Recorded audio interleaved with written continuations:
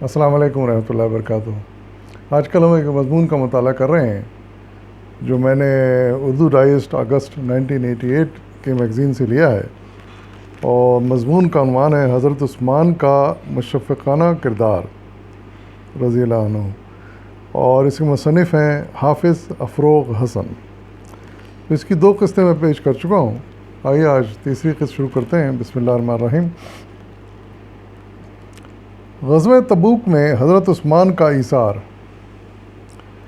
جنگ موطا کے دوسرے سال نبی کریم صلی اللہ علیہ وسلم کو معتبر ذرائع سے اطلاع ملی کہ قیصر روم مدینے پر حملہ کرنے کے لیے فوجیں جمع کر رہا ہے، یعنی روم کا شہنشاہ، اور اس کے ماتحت عرب قبائل کے سردار بھی پوری طرح ساتھ دینے کی تیاریاں کر رہے ہیں۔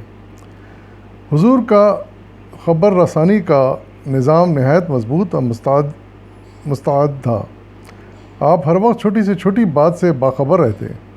آپ نے بلا تامل قیصر کی طاقت سے ٹکرانے کا فیصلہ کر لیا۔ قیصر اس وقت یعنی سپر پاور تھی دنیا کی، لیکن حضور صلی اللہ علیہ وسلم نے اس سے ٹکرانے کا فیصلہ کر لیا کیونکہ وہ حملہ آور ہونے والا تھا مسلمانوں پر۔ اگر اس موقع پر ذرا بھی کمزوری دکھائی جاتی تو ایک طرف عرب کی دم توڑتی جاہلیت پر، جس پر غزوہ حنین میں آخری اور کاری ضرب لگائی جا چکی تھی، جی اٹھتی، اور دوسری طرف مدینے کے منافقین جو ابو عامر راہب کے ذریعے سے غسان کے عیسائی بادشاہ اور قیصر روم سے اندرونی ساز باز رکھتے تھے، اور جنہوں نے اپنی سازشوں اور ریشہ دوانیوں پر دینداری کا پردہ ڈالنے کے لیے مدینے کے قریب ہی ایک مسجد زرار تعمیر کر رکھی تھی، پیٹھ میں چھرا گھونپ دیتے۔ یعنی انہوں نے، ان سازشوں نے مسلمانوں کا روپ دھار رکھا تھا، اپنے آپ کو مسلمان بولتے تھے، لیکن وہ سازشیں کر رہے تھے صلی اللہ علیہ وسلم اور مسلمانوں کے خلاف، اور اس معاملے میں قیصر روم سے بھی وہ مل گئے تھے۔ تو اس کے لیے دھوکہ دینے کے لیے مسلمانوں کو انہوں نے ایک مسجد بنائی تھی وہاں مدینے میں، جس کا نام مسجد زرار رکھا گیا تھا، اور وہ جا کے وہاں عبادت کرتے تھے اور ظاہر ہی کرتے تھے کہ وہ اللہ تعالیٰ کی بات کر رہے ہیں۔ ادھر خطرات کے بادل فضا پر چھائے ہوئے تھے، اور ادھر عرب کا پورا خطہ قحط سالی کی لپیٹ میں تھا۔ گرمی کا موسم پورے شباب پر تھا، فصلیں پکنے کے قریب تھیں، سواریوں اور ساز و سامان کا انتظام سخت مشکل تھا، سرمایہ کی قلت اس کے علاوہ تھی، اور دنیا کی سب سے بڑی سیاسی اور فوجی طاقت سے ٹکر تھی۔ دین حق پر ایمان لانے والوں کو زندگی اور موت کے سوال کا سامنا تھا۔ اللہ کے نبی کی پکار پر حق کے فدائی پورے جوش و خروش سے جنگ کی تیاری میں مصروف ہو گئے۔ ساز و سامان کی فراہمی کے لیے ہر صاحب ایمان نے بڑھ چڑھ کر حصہ لیا۔ غریب صحابہ نے محنت مزدوری کر کے جو کچھ کمایا لا کر حاضر کر دیا۔ عورتوں نے اپنے زیور اتار کر دے دیے۔ حضرت عمر نے اپنی ساری عمر کی کمائی کا آدھا حصہ حضور کے قدموں پر نشاور کر دیا۔ عاشقان رسول ابو بکر اپنا سارا سامان، سارا اثاثہ اٹھا کر بارگاہ رسالت میں لے آئے۔ دوسرے دولت مند صحابہ کرام نے بڑی بڑی رقمیں پیش کیں۔ حضرت عثمان نے خدا اور اس کے رسول کی محبت میں اسلام اور اہل اسلام کی بقا کی خاطر سب سے گراں قدر عطیہ پیش کیا۔ قتادہ کی روایت ہے کہ حضرت عثمان نے مہم کے نازک موقع پر 980 اونٹ اور 70 گھوڑے پیش کیے۔ اس وقت یہ گھوڑے اور اونٹ بالکل ایسے ہی تھے جیسے ٹینک یا بختر بند گاڑیاں، اتنی اہمیت تھی ان کی، اور انہی پہ جنگیں لڑی جاتی تھیں، اور انہی کی اکثریت جنگ میں حاوی جاتی تھی، جس کے پاس ان کی اکثریت ہوتی تھی۔ تو ایسے موقع پر حضرت عثمان نے 980 اونٹ اور 70 گھوڑے فوج کے لیے، اپنی اسلامی فوج کے لیے لا کر پیش کر دیے۔ سواری کے ان جانوروں کے علاوہ 1000 دینار اپنی آستین میں رکھ کر لائے، حضور صلی اللہ علیہ وسلم کی گود میں ڈال دیے۔ آپ اس عطیے سے بے حد مسرور ان دیناروں کو الٹ رہے تھے اور فرماتے جاتے تھے کہ آج کے بعد عثمان جو کچھ بھی کرے گا اس کے لیے مضر نہ ہوگا۔ نیز حضور نے اسی لشکر کی تیاری کے سلسلے میں فرمایا جو جیش اسرا کی تیاری میں حصہ لے گا وہ جنتی ہوگا۔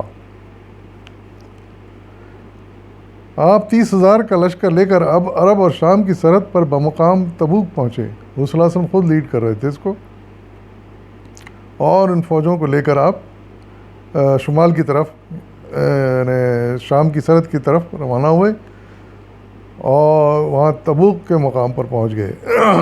تبوک آج بھی بڑا مشہور مقام ہے وہاں پر، شمالی مدینہ کے شمال میں۔ اسلام کے سپہ سالار اعظم کی قائدانہ دانش مندی اور حق کے شہدائیوں کی مومنانہ جرأت و عزیمت کا یہ نتیجہ نکلا کہ قیصر روم اور اس کے حمایتیوں کو مقابلے میں آنے کی جرأت نہ ہوئی۔ یعنی اسے بھی خبر پہنچی قیصر روم کو، یعنی روم کے بادشاہ کو، جو اس زمانے میں سپر پاور تھا، اور اسے پتہ چلا کہ حضور صلی اللہ علیہ وسلم ایک بڑا لشکر لے کر، جیسے کہ یہاں آیا 30,000 کا لشکر لے کر آ رہے ہیں، تو وہ پھر ہمت ہار بیٹھا۔ اور وہ جانتا تھا کہ حضور کم فوج کے ساتھ بھی کتنی شاندار لڑائی لڑتے ہیں اور کیسے شکست دیتے ہیں۔ جنگ موتا وغیرہ میں، جنگ حنین میں سابقہ پڑ چکا تھا، تو اس کی ہمت نہیں ہوئی پیر کے حضور کے ساتھ اتنے بڑے لشکر کے ساتھ ٹکرا جائے جا کے، تو وہ پھر مقابلے کے لیے نہیں آیا، یعنی اس نے اپنی تیاریاں بھی پھر روک لیں۔ اسلام کی اس شاندار کامیابی میں تمام مخلص مسلمانوں کی مالی اور جسمانی قربانیوں کا بڑا دخل تھا، اور اس مالی ایثار میں حضرت عثمان کا نام سر فہرست تھا، اور وہ خدائے ذوالجلال کے اس وعدے کے مطابق قرار پا چکے تھے۔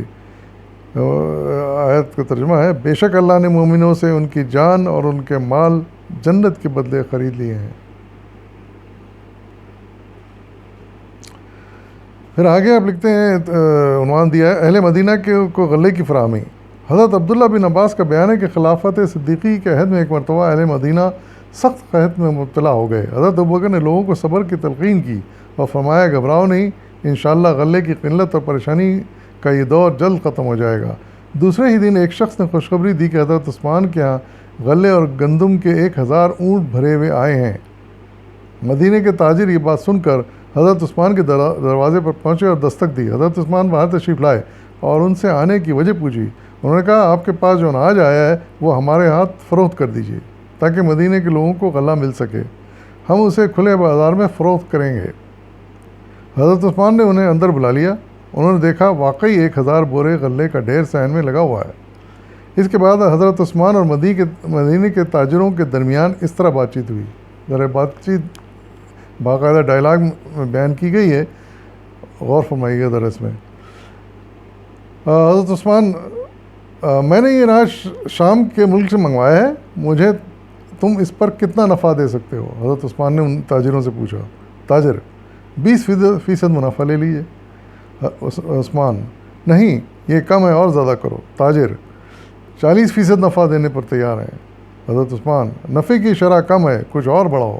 تاجر، اچھا یہ شرح 50% کر لیجئے، ہم مدینہ کے تاجر ہیں، ہمارے سوا اس غلے کو کوئی اور گاہک نہیں ہے۔ یعنی دوسرے الفاظ میں جتایا کہ کوئی اور کمپٹیٹر نہیں ہے، ہم خریدیں گے تو ہم ہی خریدیں گے۔ حضرت عثمان نے جواب دیا، میں 1 درہم کے مال پر 10 درہم نفع لوں گا، کیا تم اس بھاؤ پر یہ اناج خرید سکتے ہو؟ تاجر، نہیں۔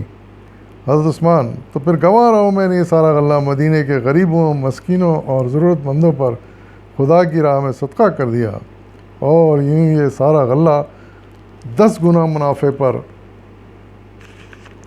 خدا کے ہاتھ فروخت کر دیا ہے۔ سبحان اللہ! آپ دیکھیں کیا ایمان تھا، کیا فرغ دلی تھی، کیا جوش تھا، کیا سخاوت تھی۔ سبحان اللہ! یعنی کہہ رہے ہیں کہ میں نے اسے مدینہ کے غریبوں میں تقسیم کر دیا، بس تقسیم کر دوں گا میں، اور مجھے اس کے بدلے میں 10 گنا فائدہ ملے گا اللہ کے ہاں۔ یہ کہہ کر حضرت عثمان نے وہ تمام اناج شہر کے غریبوں اور مسکینوں میں مفت تقسیم کر دیا۔ ابن عباس فرماتے ہیں کہ اسی رات میں نے رسول اللہ علیہ وسلم کو خواب میں دیکھا۔ ظاہر رسول اللہ علیہ وسلم انتقال کر چکے تھے تبوک جنگ کے موقع پر یا اس کے بعد، تو آپ ایک ابلق گھوڑے پر سوار تھے. حضرت ابن عباس نے رسول اللہ صلی اللہ علیہ وسلم کو خواب میں دیکھا کہ آپ ایک ابلق گھوڑے پر سوار ہیں اور نور کے لباس میں ہیں، مگر اس وقت عجلت میں معلوم ہوتے ہیں. میں نے عرض کیا یا رسول اللہ، میں تو آپ کی زبان مبارک سے کچھ کلمات سننے کا مشتاق تھا، مگر آپ تو اس وقت بڑی جلدی میں معلوم ہوتے ہیں. حضور نے ارشاد فرمایا، اے عباس، آج عثمان نے اللہ کے نام پر صدقہ دیا ہے، اللہ تعالیٰ نے اسے قبول فرما کر جنت میں ایک حور سے ان کی شادی کر دی ہے. سبحان اللہ. حضرت عثمان کے اس اثار اور ان کے اس مومنہ اور مشفقانہ اقدام سے مدینہ کے عوام میں عید کی بہار عین اس وقت آ گئی جبکہ خشک سالی کی خزاں نے انہیں پریشان اور زبوحال اور نڈال کر رکھا تھا. حضرت عثمان کی دولت و ثروت ہر وقت اجتماعی فلاح و بہبود کے لیے وقت تھی. اس کے ساتھ انفرادی دائرے میں بھی آپ کی جود و سخا کا سلسلہ بڑا وسیع تھا. اکثر دوست اور احباب ضرورت کے وقت آپ سے قرض لیتے. آپ قرض کی وصولی میں کبھی سختی سے کام نہ لیتے، وسعت پیدا ہونے تک مہلت دیے رکھتے، اکثر حالات میں خاموشی سے معاف کر دیتے. حضرت طلحہ پر حضرت عثمان کا 50,000 درہم کا قرض تھا. ایک دن جب وہ مسجد میں تشریف لائے تو حضرت طلحہ نے کہا، میرے پاس رقم کا انتظام ہو گیا، آپ وہ مجھ سے واپس لے لیجئے. حضرت عثمان نے فرمایا، ابو محمد، بس یہ مال آپ ہی رکھ لیجئے، آپ کی مروت اور شرافت کی وجہ سے میں آپ کی مدد کرنا چاہتا ہوں. سبحان اللہ، کیسی سخاوت تھی. اللہ اجر دے. بس اللہ کے رسول سے محبت اور عقیدت. حضرت عثمان قبول اسلام کے وقت ہی حضور کے شیفتہ اور گرویدہ ہو گئے تھے، اور اس کے بعد اس محبت اور عقیدت میں ہر لمحہ اضافہ ہوتا رہا. حضور کی خوشنودی کا حصول آپ کی زندگی کا بلند ترین نصب العین قرار پایا. آپ کے ادنا سے اشارے پر اپنا تن من دھن قربان کر دینا ان کے نزدیک سب سے بڑی سعادت تھی. سیدہ رقیہ کے ساتھ شادی کے رشتے نے اس والہانہ محبت اور عقیدت کو 4 چاند لگا دیے. دین کی سربلندی اور اہل ایمان کی فلاح بہبود کی خاطر مال بے درہ خرچ کرنا اسی محبت رسول کا نتیجہ تھا. رسول اللہ صلی اللہ علیہ وسلم کے گھر والوں کے لیے یہ سخاوت اور فیاضی ہر آن تازہ دم رہتی.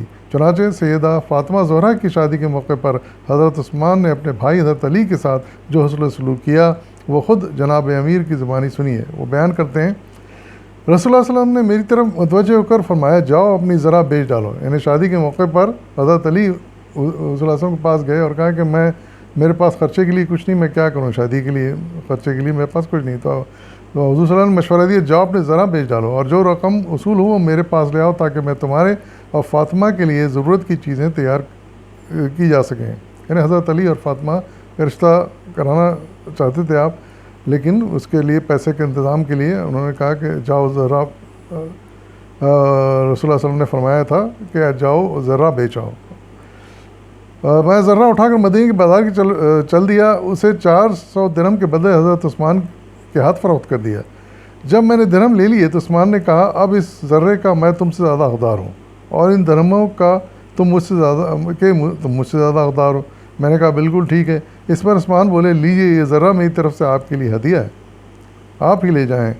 میں ذرہ اور درہم لے کر حضور کی خدمت میں حاضر ہوا اور دونوں چیزیں آپ کے سامنے رکھ دیں اور سارا واقعہ بیان کر دیا، اور آپ نے حضرت عثمان کے حق میں خیر کے کلمات فرمائے.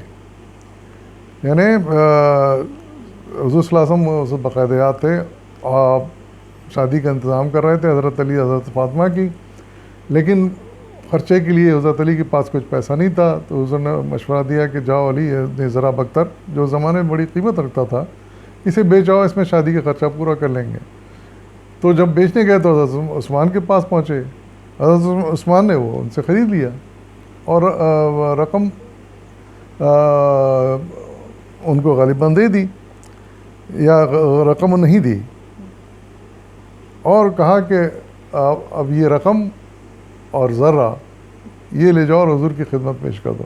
یعنی وہ ذرہ بھی واپس کر دیا اور رقم بھی ان کو دے دی کہ حضور صلی اللہ علیہ وسلم کی خدمت میں پیش کر دو، اپنی شادی کے خرچے میں استعمال کرو اس کو. یعنی دوسرے الفاظ میں انہوں نے ہدیہ دے دیا سب. وہ ذرہ بھی واپس کر دیا اور اس کی جو رقم طے ہوئی تھی وہ بھی دے دیا آپ نے. تو یعنی ایسے موقع پر جب کہ شادی کے خرچے کے لیے حضرت علی کے پاس مال نہیں تھا، آپ نے کتنی شاندار ان کی مدد فرمائی تھی، یادگار ہے تاریخ میں. باقی قسط انشاءاللہ آئندہ پیش کروں گا. فی امان اللہ.